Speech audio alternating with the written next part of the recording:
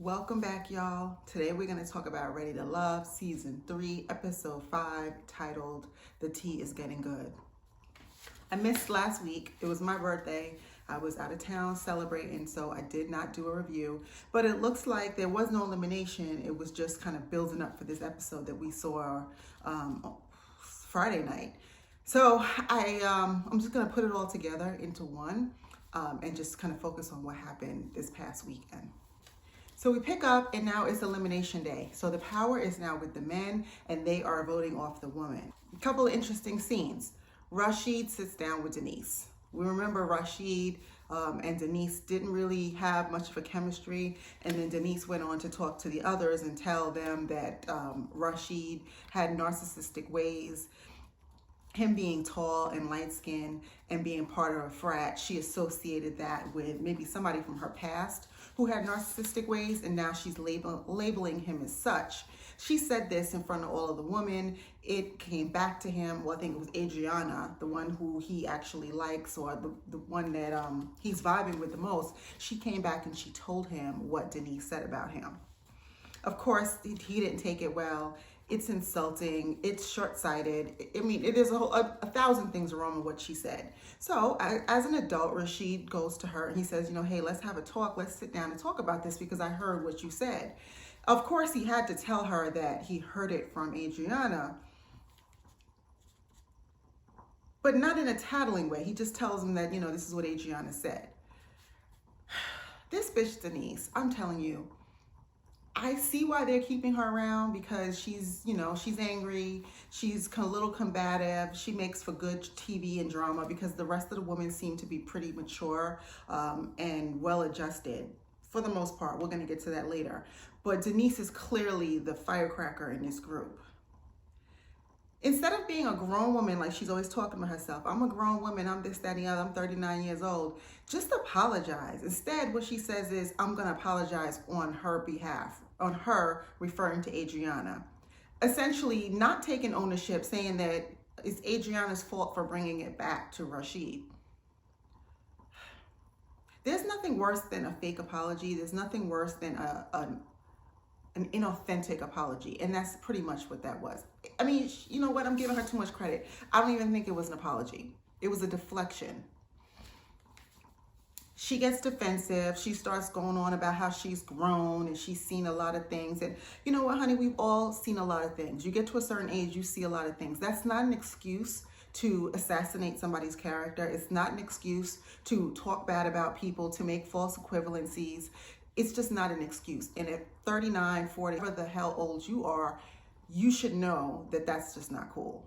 But she probably knows and she just don't care because that just seems like the kind of person she is. She backpedals a little bit with Rashid, talking about she's been hurt or something to that effect. And this is what makes me feel like she's a little off because it's almost like there's two different personalities going on. And I'm not diagnosing her. I'm not a psychiatrist, a psychologist, or even a therapist. But I have seen some things, and this kind of dual personality thing where you're aggressive at one moment and then you're vulnerable at the next moment, there's something to that. There's something to that. There's a pathology behind that. And I'm seeing that with Denice. And then, she circles back and goes back to hard old Denice at the end and just says it is what it is. Another disrespectful way of handling an adult conversation. We can agree to disagree. There's other ways to say what I think you're trying to say, but to say it is what it is so dismissive, and it's not really giving Rashid the apology that you owe him. I mean, be an adult, put your big girl panties on, and apologize to that man. You made a mistake. So another bit of drama that happened last week was, and this is kind of why I think this season is so much better than the last, is because they're all living under the same roof. So now you have this added drama of them, living together. It has, like I said before, this dorm kind of feel where people can kind of creep around, people can watch each other. Before, they all went back home to their respective lives. And so we saw some, but we didn't see all. Now that the cameras are always running, there's always going to be some capture of some juicy tidbits. And that's what happened last week. So apparently Alisha has a thing for Edwin. Is that his name? Edwin. No, not sorry, Bryan. Alisha has a thing for Bryan. He stopped by her room and they were talking, maybe flirting or something, and she invited him back. He said he was gonna go take a shower. And on his way to take a shower, I don't know if his intention was to come back or what, but he made his way down to Alex's room because he's also feeling Alex. They had a conversation, they were hanging out, and he never went back to Alisha's room. Shay, being messy and nosy, observes this and then goes back and tells Alisha, and then it turned to this big kerfuffle about, you know, him basically playing her out and well, standing her up essentially, which is wrong. 100%. I am not taking Bryan's side. You know, you can't do that to people, but I do think Alisha made a bigger deal out of it than she should have. And what I mean is, make a big deal out of it to Bryan. Confront him, tell him how it made you feel, speak your piece. You have every right to do that. But the fact that she was going around telling everybody else in the house and just pretty much, you know, throwing him under the bus and taking stabs at him. And I get it. It comes from a place of hurt. She's hurt. Her feelings are hurt. She's probably slightly embarrassed. You know, she said that she cleaned up and she got herself ready for him. And, you know, there's nothing worse than being stood up. I mean, have I been stood up? I probably have. Yeah, I have. I'm lying. I have been stood up.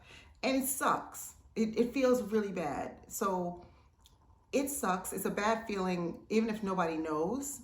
And for it to happen on television and for it to happen in favor of somebody else on the show, yeah, your ego is definitely going to be bruised. But again, I think she's old enough to kind of take it on the chin, accept that, hey, this is a show. We know that people are going to be, you know, dabbling with different personalities. Folks are going to like more than one person. It's going to get like that. That's the nature of this. So to be so angry and to go on this tour where you're just talking to anybody who will listen and holding court and talking bad about this man is just not a look. It's not a good look. It gets back to Bryan that Alisha was talking about, the incident. He has a nice one-on-one conversation with Chris. I really liked it because it was a mature, grown man conversation. Chris checked him, and not in an aggressive, combative way. It was just more like, well, what are you thinking? Why didn't you say anything? Why didn't you go back? Like, dude, that's just not a good look. I like the way he kind of held his feet to the fire. And that's something that I always say I don't think men do enough of. You know, I think men see other men behaving poorly and they turn a blind eye to it. They encourage it. They make jokes about it, but they don't admonish it. And it's important that men hold their peers accountable, because that's how behavior is going to change. So I was really proud of Chris for doing that, especially since Chris doesn't really even know him that well. But I think, you know, he had enough information. He saw the situation for what it is, and he had a nice conversation with him, and I think Bryan heard him. So while Alisha is on this hate tour, she has a conversation with Alex, and Alex is the young lady who Bryan went to go see, and when he stood Alisha up. And, you know, part of it was to cast some doubt in Alex's head about Bryan. You know, we see it for what I saw it for what it is. And I think most women of a certain age see it for what it is. Alex is a little bit younger. I think she's 32 and Alisha might be like 42 or something. So while it's only 10 years, that's a lot of time in that period of a life. So I think Alisha knew what she was doing. She was trying to poison the well. She wants to, essentially it was like, listen, he doesn't want me. I feel a way about that. The next best thing I can do to make him pay is to make the girl he likes not like him. So that's what she was doing. And it was working because Alex was a little skeptical and she was wondering like, well why would he do that? What do I need to, how should I now view him? So there is something to that. You know, if a man behaves poorly with one woman, you would be silly not to take heed, but also recognize that every relationship is different and you truly don't always know every side to the story. So if you're hearing the story strictly from Alisha, there's a spin on it. So you have to take it with a grain of salt. So she's doing this. She's trying to, poison the well. And then what she does, which I didn't like, is she basically Alisha orders Alex to go and bring Bryan over her to talk to her. So she's like, tell him I want to talk to him. Like, wait a minute, I work for you? Why am I going to tell this man that you want to? You the big grown woman who's going around talking about everything, talking about how old you are, and you don't have time for games. So if you're so adult and you're so grown, go approach that man and tell him you want to talk to him. But that was another one of those power plays, some insecurity, that kind of like, I'm gonna boss this young girl around, watch what I do. It was so much to unpack with that, but I'm not gonna go any further because that's not what this whole episode's about. But so she has a one-on-one talk with, and I'm looking at my notes because I keep forgetting this man's name. It's Bryan. She has a one-on-one talk with Bryan, and she, gives him the business.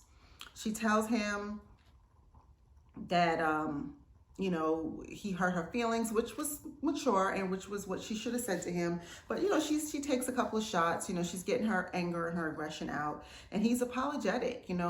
There was really nothing else for him to say. And I appreciated the way that he handled that. He was an adult. He wasn't defensive.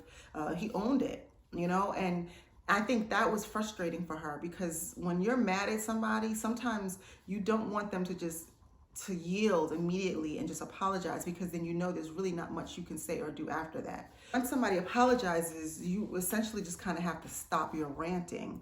And I don't think she was prepared to do that. She had other stuff she wanted to get off of her chest. But she tries to take control of the conversation again, and and she says, well, I can't pursue you anymore. And I think that's kind of what he wants, because he told Chris, I'm not good at rejecting people. And what he wanted to do was reject you, but he didn't know how. So now that you have decided you're not going to pursue him anymore, you're basically giving him what he wants. But it was a decent conversation. It was necessary, and I'm glad that they addressed it directly to each other. Another high moment in this episode was the triangulation, if you will, between Joy, Symone, and Wynter.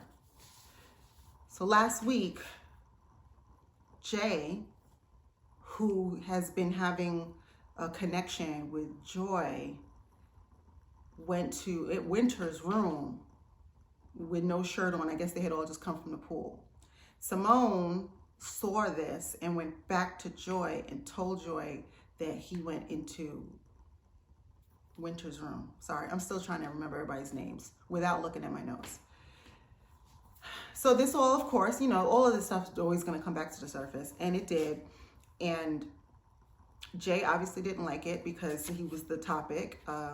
Wynter didn't like it because she thought that her and Symone were friends. It also didn't make her look good, and the spin was kind of like as if something was happening between them.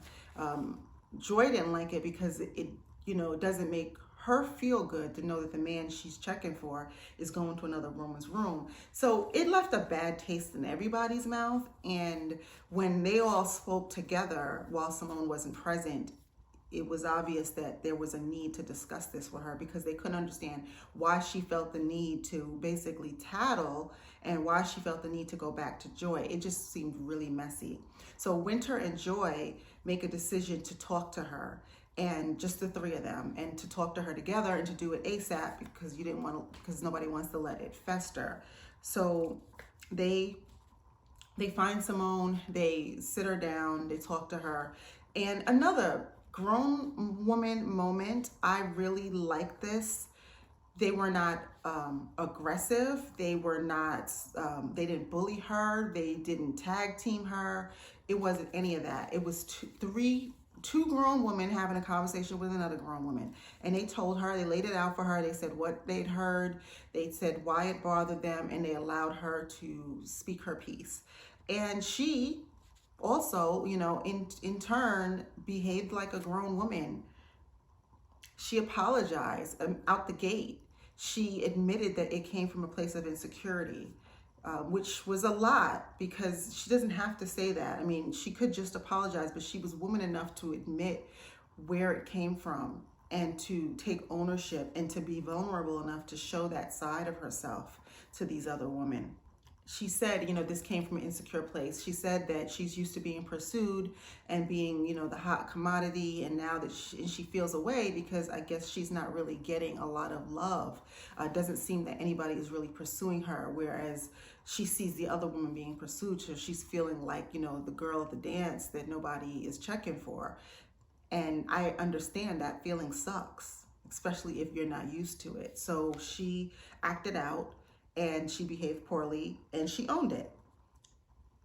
She admitted that she needs to do some emotional maturing. She spoke a little bit about, some of the daddy issues that she had mentioned in a previous episode, in which, she's always looking for this validation. She's always, beating herself up and thinking the more she does, the more she's going to get this love that she's yearning for. She handled this extremely well. And I like one thing that she said that I really liked was that after she apologized to Wynter, she said, "What can I do?" And that is a simple sentence. It's 4 simple words, but it really packs a lot of punch. Because when you hurt somebody and you apologize, we all know that the apology alone is not going to erase the hurt. It doesn't happen like that. A person may decide to forgive you. They'll tell you they forgive you, but it doesn't make it less. It doesn't sting less what you did. It's helpful that you apologize, but the pain is still there. So to ask somebody, what can I do, is just a very mature way to handle it. To know, say, hey, I recognize I did something wrong and I'm sorry for it. You tell me now, what do you need from me to make this better? I really respect that. And it's something I'm going to try to put into my arsenal of my bag of tricks. No, I don't say bag of tricks, that sounds negative, but to put into my grown lady bag, because of course we will hurt people, we will say things. So just knowing how to articulate ourselves and knowing how to fix things is always great. So it's a tool, and I will be putting it in my toolbox. So bravo, Symone. I think you did an excellent job in handling this. I think you fortified some relationships with these women. By the end, all 3 of them were tearing up. I do believe that they are now going to be friends after the show because of this moment they had. It was refreshing because, I watched, Real Housewives, and back in the day I watched Love and Hip Hop and, some of that ratchet stuff. And a lot of those shows are all predicated on drama and beef and arguments and women and pitting women against each other. And while it makes for great entertainment and it makes for great TV, and I do watch it, don't get me wrong, it's not a good thing. And as a woman, as a Black woman, as a woman of a certain age, I do want to see us do better and to have these good positive relationships where we can be honest with each other and we can help each other grow and all these other good things. So when I see it in action, it makes me feel good. So this was really refreshing, along with all the other mature things that happened in this episode and that seem to be happening in this show. So bravo to you, Own, and to you, Tommy, and to you, I forgot the guys, William Packard. Like this is a really good show. Y'all are doing y'all thing. Shay, we kind of forgot about Shay because she hasn't really had a lot of interactions. She's always kind of like in the background, kind of a sidekicky, joking around, fun girl, but nothing of substance. And it doesn't seem as if she's even made any connections with anybody. And it looks like now her time is up because the numbers are starting to dwindle down, and she's just not connecting with anybody. I've been wanting to ask you about that earlier. What's that? This is my brand. It's my fraternity. I know it's a fraternity brand. It's the largest African American. You're a Kappa? Yeah.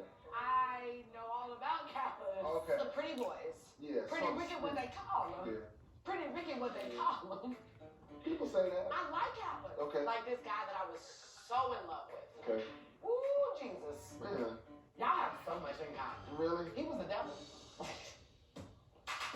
This one scene with her and Rashid was hilarious. And, you know, it's evidence of why she's not connecting.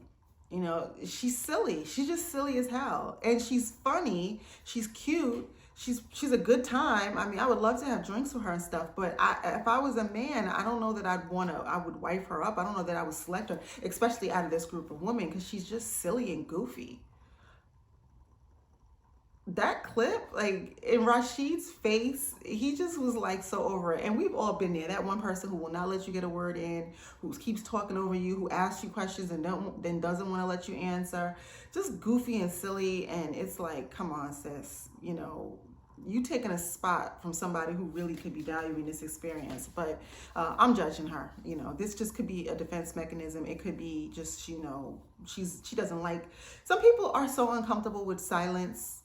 With an awkward, they feel like it's an awkward silence. They just fill up the space with words and jokes and all this stuff. And that could be what she's doing. But it's just not working for the fellas. So we get to the elimination. Tommy has all the guys together and we go through the drill. So who you feeling, who you're not feeling. And they all identify the woman that they're vibing with. And then we start talking about the woman who they are not vibing with. So there were 4 women who came up. The first was Denice. And funny enough, it was the man she seems to be connecting with the most who is the one who brought up her name. So Kalfani brought up the fact that she seemed to be a little aggressive with him. They shoot back to a scene when they're sitting in a pool and she mentioned something about she's going to fight for him or something to that effect. And yeah, she's joking, but she's essentially telling him that, you know, she's kind of already set her sights on him. You know, he's in her crosshairs and anybody else who is a threat, she's going to handle that. While it's flattering, you know, Kalfani's on his show too to find love, as they all are. And him and Adriana have been kind of vibing a little bit. And I think he wants to see what's up. He wants to explore it, as he should. But whereas Denice seems like she's just got her eyes set on him, she's out here ready to knock off every other chick. And her and Adriana kind of have already bumped heads because of the Rashid thing. So she's causing some issues. And then I'm just gonna jump ahead. When Tommy is sitting and talking with all the ladies, they are having a conversation, and Adriana is you can tell she has some angst about Denice being on the show, because I think she's a little afraid of her. You know, she recognizes that Denice has kind of claimed Kalfani. She has a relationship with Kalfani, but she makes reference to, like, you know what, maybe I'll just let that go because it seems like that's who Denice wants. And that's not how this is supposed to work. You know, it's truly the best woman win. And I say best woman, meaning, you know, whoever they connect with, just like it's the best man that wins. Denice doesn't own him, but I think Denice has intimidated Adriana to the point where she's willing to, you know, to yield because she's afraid of her. She doesn't want, you know, she doesn't want the heat. She don't want the smoke. I get it. I don't think I'd want smoke with Denice either. But I'm also not going to let Denice sway me from finding my love, you know, and I think that Adriana might be letting that happen. Yeah, they talk about Denice. They talk about the whole narcissistic thing. Rashid brings it up, you know, that he didn't like that she said that. The other men hear it. They don't like that she said it either. Tommy didn't like it. So Denice is not being shown in a great light, but through her own behavior. They talk about Shay and her silliness and, you know, the fact that she seems to be, you know, short attention span. She doesn't seem to be serious, you know, just all the true things about her.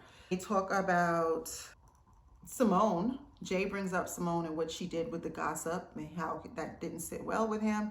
And then the last one is Alisha and the whole situation with her and Bryan. See, I remembered his name this time. And how she kind of went on this, you know, this smear campaign to talk about him to everybody. So it seems like those are the 4 ladies that are up for elimination. And they elect 3 guys to tell 3 of the women where they stand. Chris meets up with Alisha. Edwin meets up with Shay. And Kalfani meets up with Denice. Shay and Edwin have a good conversation. Edwin tells her how it made him feel when he was at the pool having a more than surface level conversation with other cast members, and she walked away. And he also mentioned that, the consensus is that she's like a homegirl and she's kind of, silly and blah, blah, blah. So it was a good conversation. He tells her that, she's not ready for love. She takes it extremely well and she leaves. Chris meets up with Alisha and he tells her, he starts off, again, I think, they're kind of afraid of Alisha. She's intimidating, and I think it's her presence, it's the way she talks and all that stuff. So he's treading really carefully, we think you're beautiful and we love your spunk and we all this. So, the things that people do when they're about to tell you something bad, they tell you like 3 good things about yourself. So that's essentially what he was doing. And he says the things, and Alisha, she sees it. She knows that she's about to be eliminated, but she receives it as best as she can. And she goes on to say, well, the only guy I was checking for was Bryan, and he turned out to be a nothing. So it's all good. It's time for me to go.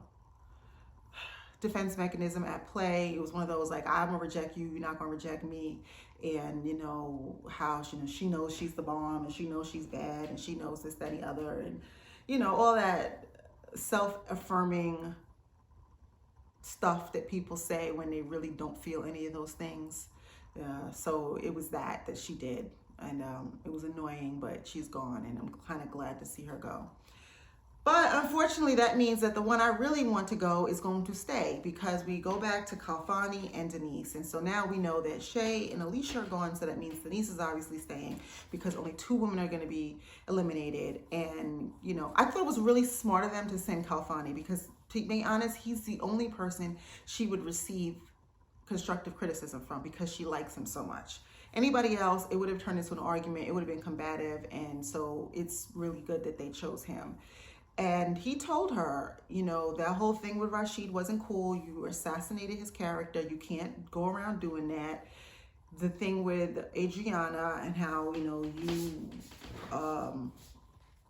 have kind of, got upset because she was around or she was talking to me. That's not cool either. He told her about herself, and I was really proud of him. He handled it well. He did not allow her to, wiggle out or to railroad him or anything. And I think it came from a good place, because I do think he likes her and he wants to see her stick around. So it was a good conversation. I think she got the message. You could see the fear in her. She started looking a little nervous, because I think she sees where this is going. She knows she probably made some mistakes.